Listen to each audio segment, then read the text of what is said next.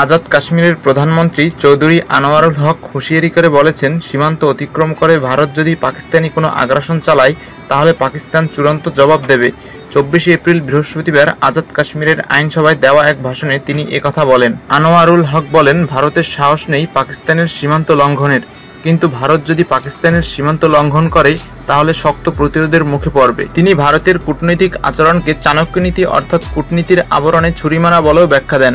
তিনি বলেন, কাশ্মীরের পেহেলগ্রামে সাম্প্রতিক হামলা নিয়ে ভারত যে গল্প বলছে তা ভুয়া, ইতোমধ্যে তা ধরা পড়ে গেছে। আনোয়ারুল হক আশঙ্কা প্রকাশ করে বলেন, ভারত কোনো তৃতীয় পক্ষকে ব্যবহার করে আজাদ কাশ্মীরকে অস্থির করার চেষ্টা করতে পারে। তিনি সতর্ক করে বলেন, ভারত যদি এমন কোনো দুঃসাহস দেখায় তাহলে উপযুক্ত জবাব পাবে। আজাদ কাশ্মীরের এই প্রধানমন্ত্রী অভিযোগ করেন, ভারত 1 বছর ধরে ধারাবাহিকভাবে পানি আগ্রাসন চালিয়ে যাচ্ছে।